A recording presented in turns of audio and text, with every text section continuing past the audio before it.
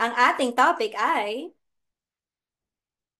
why worry about diabetes? Doc, bakit po mag-worry about diabetes? Thank you for taking away. Doc Eric Herrera, take over na po. Ayan, perfect morning, Doc. Good morning po sa inyong lahat. Thank you, Coach Lori. And welcome po sa ating Virtual Nutrition Club. So isang matamis na umaga sa inyong lahat.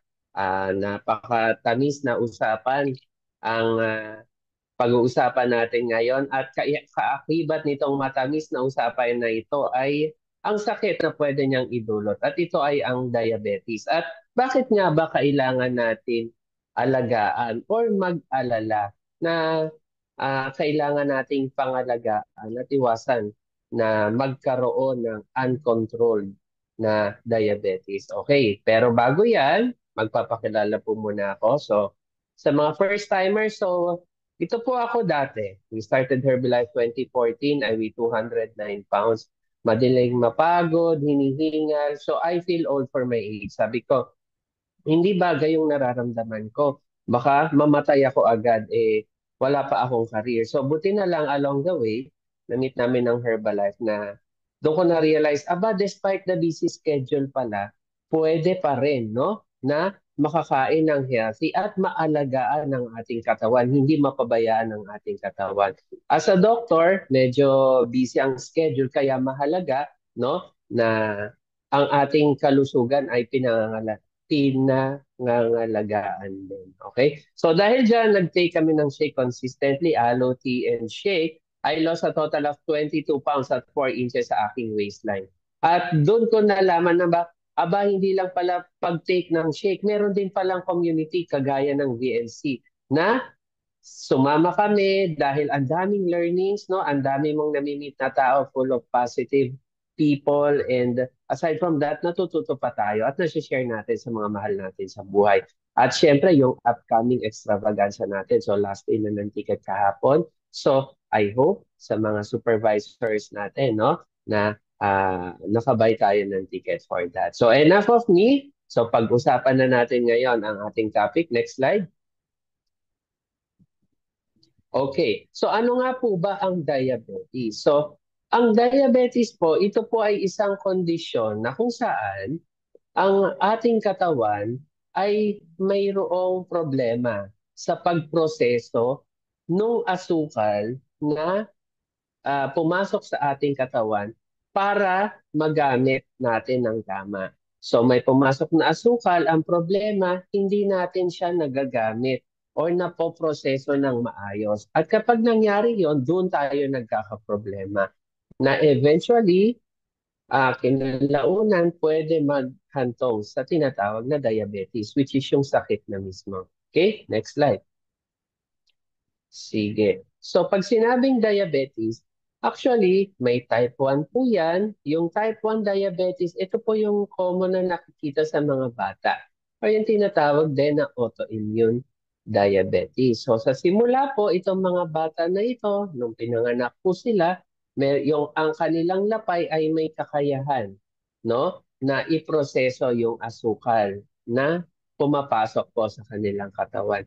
Pero eventually, kagaya ng nasabi ko, no, ay autoimmune na tinatawag ito, ang mga cells ng katawan nitong mga tao na ito ay yung kanilang sistema o yung kanilang immune system ay sinisira mismo itong mga cells na ito na nagpoproseso ng asukal sa katawan nila. Kung kaya, habang tumatagal, pakonti ng pakonti, pabawas ng pabawas itong mga cells na ito hanggang dumating yung time na napakakonti na lang itong mga factory na nagpoproseso ng asukal kung kaya't nagkakaproblema na sila. At dahil dito, hindi na sila nakakapag-release ng enough na insulin kung kaya kailangan nilang mag-inject ng insulin, exogenous insulin na tinatawag, para masuportahan, no, yung pagproseso ng asukal na kinakain nila. So, sa type 2 naman po, ito yung mas common. 90% po ng diabetes ay nasa ganitong kategorya. At makikita po ito sa mga adults, no? Sa mga kagaya natin. At ang problema po dito, meron naman pong enough insulin. Ang problema, hindi po nagagamit ng maayos or ng tama nung katawan natin yung asukal na pumapasok. So, marami tayong asukal, kumbaga marami tayong store, hindi natin nagagamit ng tama. At yun ang dahilan kung bakit kailangan natin uminom ng mga gamot or mag-inject din ng insulin para maproseso ng tama yung asukal na pumapasok. Yung gestational diabetes, ito po ay na-encounter sa mga ah, nagbuntis ng mga kababaihan pero sinasabi nga itong pagtaas ng asukal ay temporary lang dapat. Pag napanganak si baby, dapat bumabalik ang sugar nila. Dahil eventually, ang mommy na nakategorize as merong gestational diabetes, mas mataas ang tsansa na mauwi ito sa totoong diabetes na tinatawag. Even si baby. So mas tumataas ang tsansa na paglaki ni baby, pag hindi naging maayos ang lifestyle, pag tumanda si baby, pwede rin siya magka-diabetes. Okay? Next slide. Sige. So, next slide.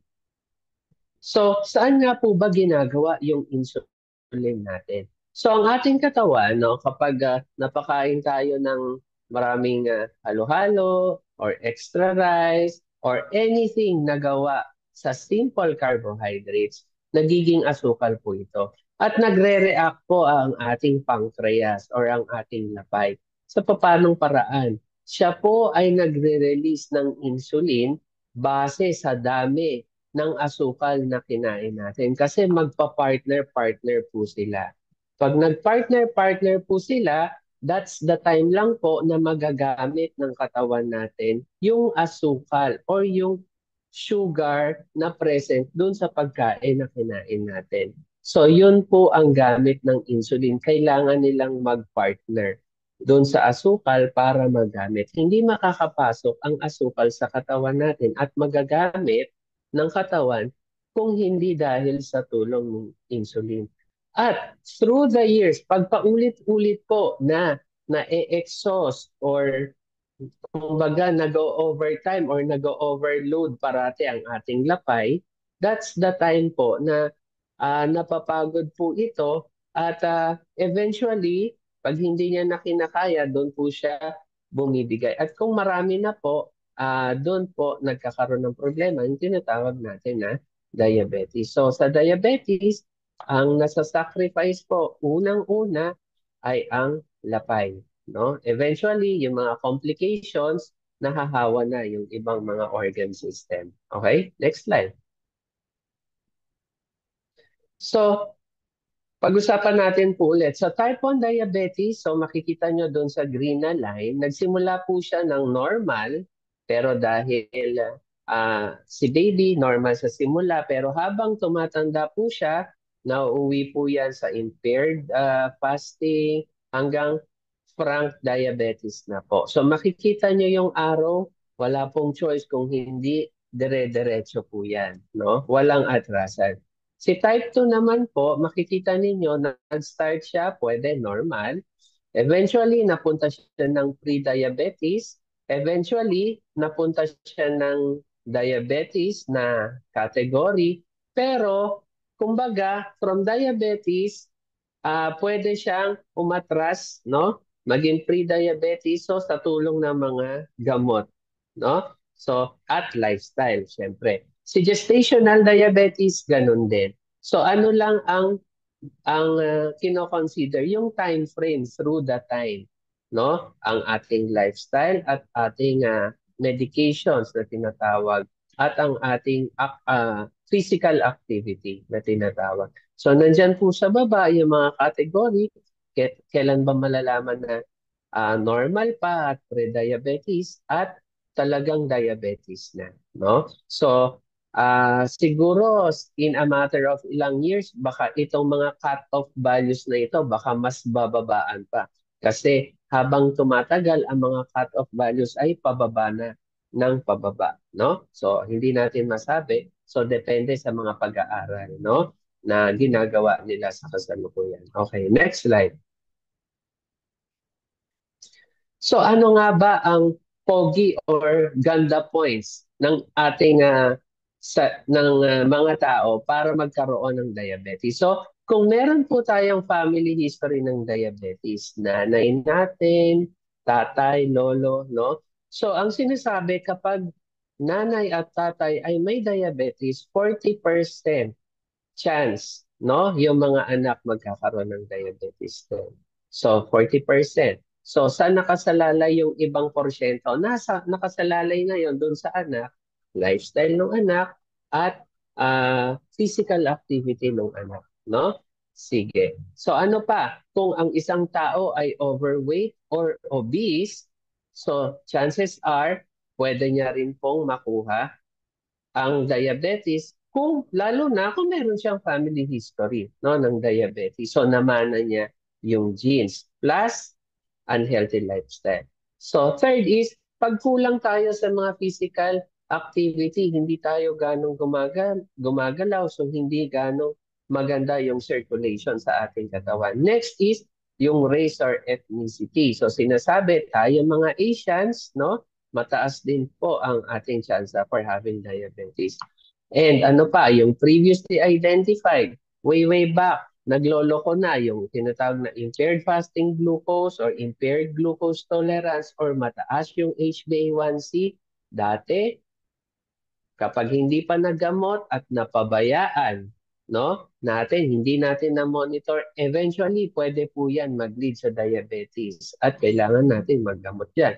Kagaya po ng nabanggit ko kanina, ang isang nagbuntis o yung may gestational diabetes, meron din pong tsansa na mauwi yan sa totoong diabetes kung napabayaan. Ano pa? Ang isang taong may high blood can eventually lead to diabetes. Alam niyo po kasi, ang isang taong may high blood, mas mataas ang tsansa na magkaroon ng stroke at heart attack, no? Kesa sa walang high blood. Ang taong may diabetes po, na walang high blood, diabetes lang, mataas din po ang tsansa. Pantay lang po ang tsansa nila ng isang taong may high blood for developing stroke or heart attack. So ganun po katindi si diabetes. Kaya niyang pantayan ang risk factor ni high blood. So mas mataas ang risk kung meron po dalawa, yung pasyente, di po ba? So, mas mataas ang tsansa for developing stroke or heart attack. Ganon din po kung merong mataas na cholesterol, kung may history ng polycystic ovarian syndrome, at kung may history ng heart disease, no? Alam niyo kasi yung high blood at diabetes, para pong magkapatid yan Gusto nila parati silang magkasama. Ayaw nilang naghihiwalay. Although may mga pangilan-ngilan na kaso na high blood lang or diabetes lang. Pero most of the time, nagko-coexist po siya dalawa sa isang pasyente. Okay, next slide. So ano nga ba ang symptoms? Alam niyo po, ang malungkot na katotohanan, ang symptoms po kasi ng diabetes ay hindi agad-agad nagpaparamdam. No? Hindi yung may diabetes ka ngayon, ngayon mo rin naramdaman yung simptomas. Hindi po. Kasi ito po ay mga warning signs lang. No? So, ano ba ang mga warning signs? Kapag madalas kang nagugutom, no? Kain ka ng kain from time to time, para kang gusto mong kumain, no? Oras-oras. So, that could be one sign. Ano pa? Yung pumapayat ka, nagbabawas ka ng timbang, hindi ka naman nagbabawas ng pagkain. No? So, ibig sabihin, yung kain mo ganun pa rin, pero patuloy sa pangangayayat. Kasi nga po, kagaya nung nabanggit ko kanina, hindi nagagamit ng katawan yung asukal. So, pumasok lang siya pero hindi siya pumapasok sa sistema natin. So, yun ang dahilan kung bakit pumapayat. Ano pa, mayat-maya, nauuhaw. Although ngayon, no, mainit ang panahon natin ngayon, talagang uhawin tayo. Pero ito ay mayat-maya, no, na parang nanunuyo yung kanilang labi at lalamunan at gusto nila mayat-maya umiinom, no? Ano pa, ihi ng ihi, especially at night, 3 to 4 times a day, no? At especially kung bata pa naman, kung wala pa naman problema sa prostate, tapos ihi ng ihi, bukod sa UTI, bukod sa prostate problem, pwede nating i-consider na baka nagsisimula na yung diabetes. Ano pa? Lumalabo yung paningin, especially po sa umaga. So mapapansin nila, halimbawa hindi pa confirm na may diabetes ang isang taong suspetsya na may diabetes sa umaga, malabo, no? Kasi hindi maganda yung asukal. Pero pag nagtatanghali na, gumaganda na, lumilinaw na yung paningin niya. So that could be one sign. Ano pa? Madaling mapagod. Bakit madaling mapagod? Kasi kumakain nga siya. Pero yung kinakain niya, hindi nagagamit ng katawan niya. So wala rin siyang enough energy. Kaya madali rin mapagod ang isang taong may diabetes. Ano pa? Mas madalas po ang mga infection sa kanila. At itong mga infection na ito, itong mga mikrobyo na ito, ay hindi pangkaraniwan. So, hindi pangkaraniwan. Kaya minsan, ang gamit ng antibiotic ay hindi rin pangkaraniwan. Kasi hindi pangkaraniwan yung kalaban natin sa mga infection na may diabetes. Ano pa? Dahil hindi pangkaraniwan ng infection, mahirap silang gamutin, minsan matagal din maghilom ang mga sugat kasi alam nyo, yung matamis na dugo ay paboritong-paborito yan ng mikrobyo. No? Kaya nga po ang isang tao na ooperahan or may sugat, mahalaga na bukod sa maganda yung antibiotic, kontrolado rin ang asukal dahil hindi po basta-basta maghihilom ang sugat kung ikaw ay may diabetes. Next slide. So, napakaraming symptoms po, no? Ngayon, punta naman tayo sa mga komplikasyon. Ito ay yung mga pag napabayaan na ng matagal. So, number one, pwede nating hatiin ang problema doon sa mga maliliit na ugat ng katawan natin at doon sa malalaking ugat o yung mga macrovascular.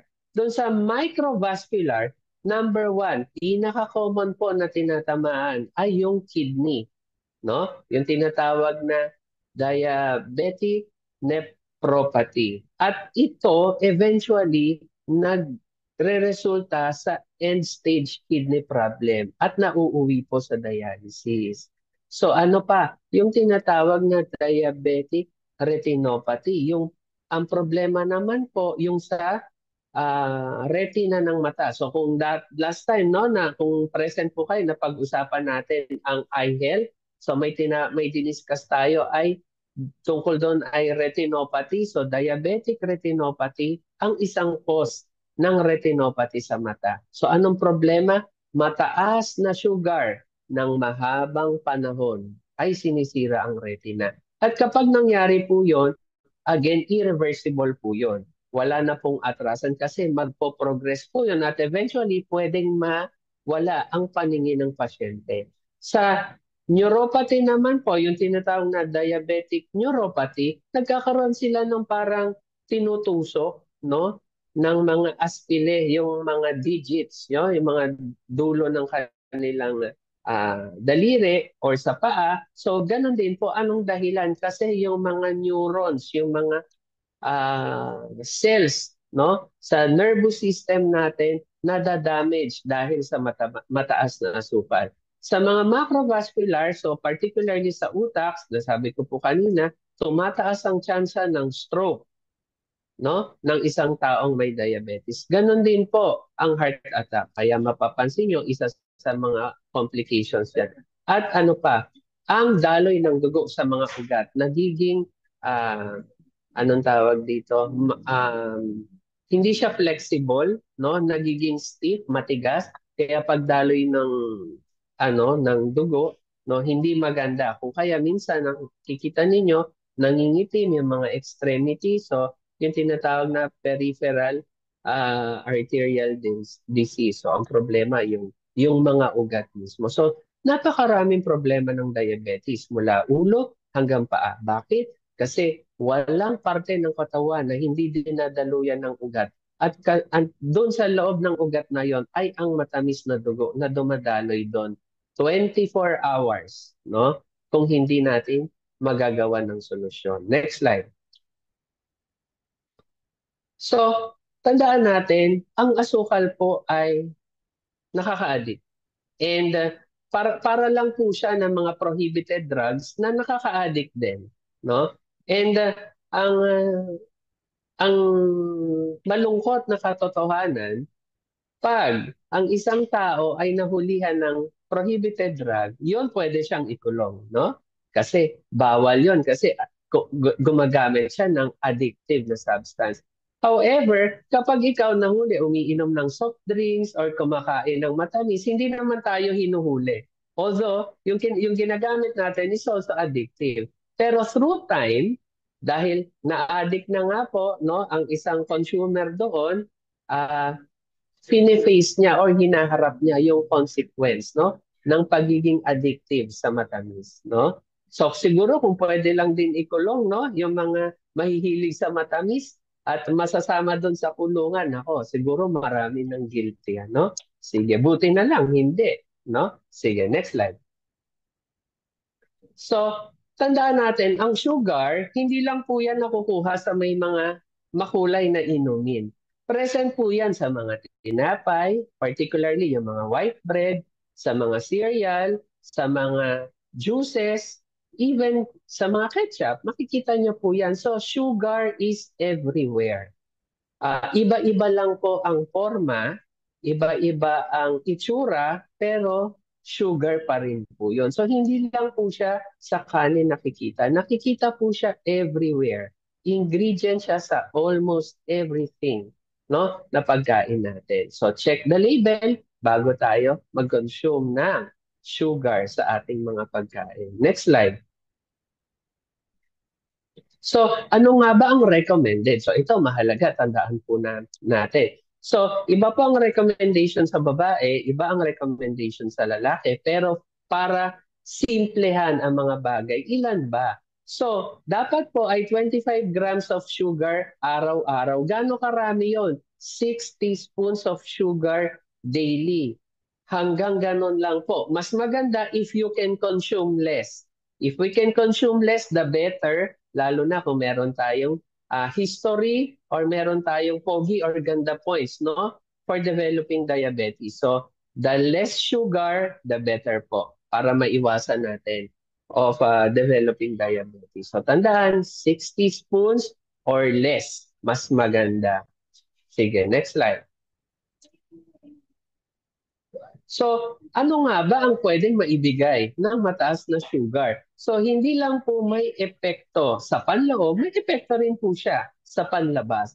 Base po sa pag-aaral, no, I think ginawa ito sa Netherlands, no, nakita nila, nag-aral yata sila mga 600 na mga subject. So, nakita nila na subject yung isa sa isang group sa mataas na blood sugar, yung isa sa high blood sugar, at nakita nila no, na nagbago yung itsura ng kanilang mga balat. So, nagkaroon ng 1 ml per liter increase na blood sugar, ang perceived age tumaas by 5 months.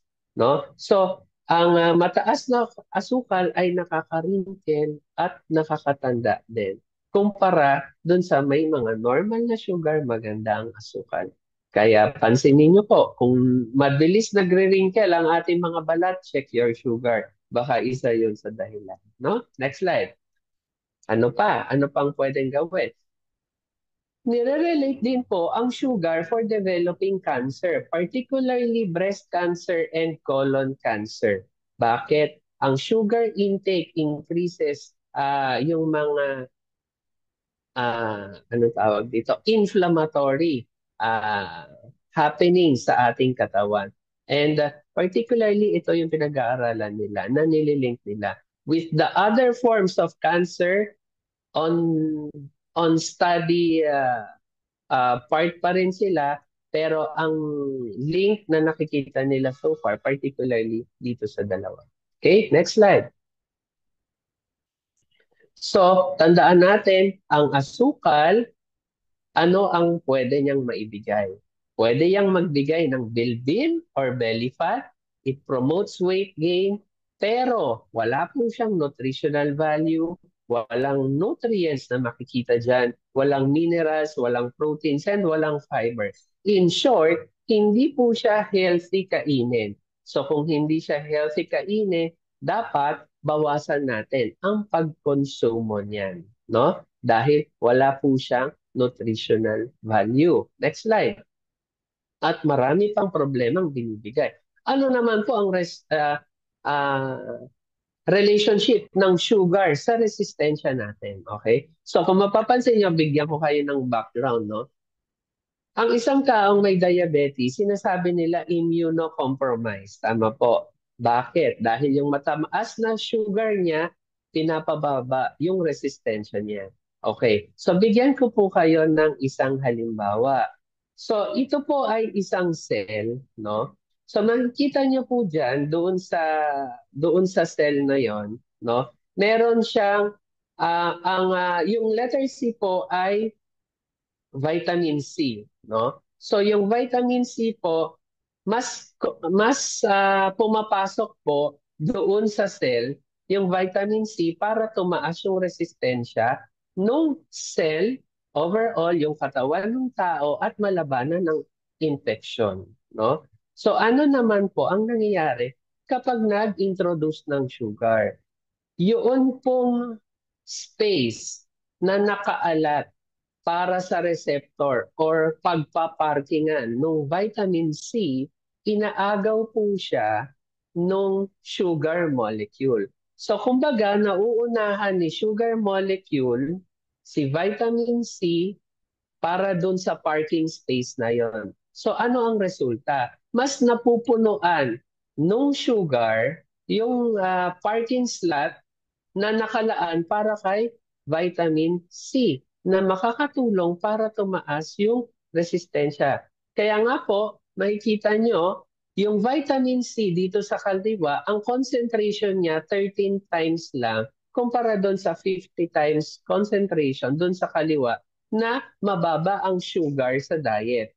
So yung nasa kanan, malamang palakain ng matatamis, kaya mas maraming sugar ang na-occupy nung parking space na dapat nakaalat kay vitamin C. So ang mangyayari, mas mababa ang resistensya niya kumpara doon sa kabila. Okay? Next slide. So, sugar and diabetes. So, ang sinasabi, pag mahilig tayo sa matamis, 83% chance of developing diabetes. So, kung lumalagpas tayo parate doon sa konsumo na 25 grams, nagiging 50 grams pa, minsan 100 grams araw-araw, ganun tayo. Sa maraming panahon, hindi malayo. Eventually, magkaroon po tayo ng diabetes. Okay? Next slide. Kaya iwasan natin, no? So let's beat diabetes. Next slide. Sa papanong paraan natin gagawin yan. So number one, syempre, healthy diet. Ito naman po talaga ang cornerstone para hindi tayo magkaroon ng diabetes. Pangalawa, gumalaw-galaw po tayo. Huwag tayong parating nakaupo or nakahiga. So let's move around. Kasi ang physical activity po ay nakakatulong para gumalaw ang insulin sa ating katawan at mag-circulate at lumabas siya sa ating katawan at para magamit natin. And syempre, kung wala tayo sa ideal weight, kailangan natin mag-maintain or mag-convert into a healthy body weight. At syempre, kung talagang nag-healthy diet na tayo, nag-physical activity na tayo, ideal weight tayo, at hirap talaga yung katawan natin, that's the time na kailangan talaga nating maggamot, no? Kasi pag hindi natin ginawa ito, yung mga complications na nabanggit ko po kanina ay pwede nating maranasan. At ayaw natin yon. Sige, next slide. So, ito, madalas po na tanong. Diabetes ako pero may nalalasahan ko yung shake, matamis. May sugar ba yung shake natin? Meron po. Pero, pinag-isipan mabuti ni Herbalife, no? Ang ingredients ng ating shake ko. So, alam niyo na po yan, napaka-healthy ng ating shake. Meron pong sugar ang ating shake. Next slide.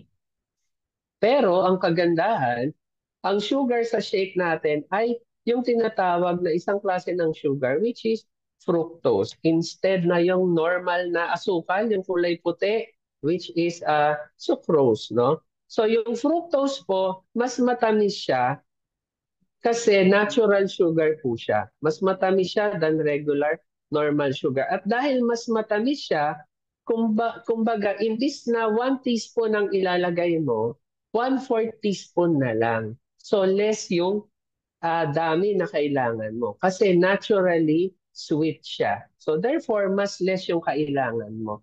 Next slide. Bakit kailangan lagyan ng asukal? Kasi ang protein po, para mapaganda yung lasa niyan, kailangan haluan ng sugar. At naisip ni Herbalife, bakit hindi fructose yung ilagay natin? Healthy na, hindi pa siya nakakapinsala doon sa ating lapay. At na-maintain, dahil sa fructose, na-maintain niya ang low glycemic index ng ating shake. Ito rin ang dahilan kung bakit napakasarap ng shake natin, kung kaya't ang ating mga drinkers kami, no? Including kami hanggang ngayon ay nag-shake pa kami dahil talaga naman napakasarap, no, ng lasa. At ano pa, it does not pose additional burden sa ating lapay, nabanggit ko kanina. Helps provide a balanced nutrition at less carcinogenic. So less carcinogenic of the nutritive sugars na nabanggit ko. Like yung mga table sugar, di ba? Napag-usapan natin kanina. Sugar and relationship niya sa cancer. So si fructose, less carcinogenic po siya compared sa ibang klase ng sugar. Okay, next slide. So again, let's make our everyday morning great. Iwasan natin itong mga sugars na to, no? Na made up of simple sugars. Let us take the healthy shake, no? With nutritive ingredients na kailangan ng katawan natin. So alam na po natin kung ano yung makakasama, alam natin kung ano yung mabuti sa atin. Next slide. So napakaraming pagpipilian, no, ng atin. Kaya nga nandito tayo kasi we want to provide the best nutrition for our best life. And dahil dyan, tayo ay inaward din, no, na super brands, no? Sa Philippines, napakaraming product ang pwedeng pagpilian at ito lang po ang masasabi ko. Ito mga produkto na ito nabuo out of science, out of our needs na kailangan. Nakita ni Herbalife, ano yung mga supplements na talagang kailangan natin, specified for our body, specified for our needs. Next slide. So with that, at talaga namang napakagaling ng ating mga products, syempre, meron tayong award as #1 in the world when it comes to meal replacement and protein supplements, #1 in weight management and well-being, and #1 in active and lifestyle nutrition. So bawas-bawasan na po ang pagkain ng matamis. Huwag tayong dumagdag sa problema, bagkus ay maging part tayo ng solusyon of spreading good nutrition sa ating mga kasambahay, kasama, sa trabaho, kaibigan, at mga kamag-anak. And with that, thank you and back to you again, Coach Lori.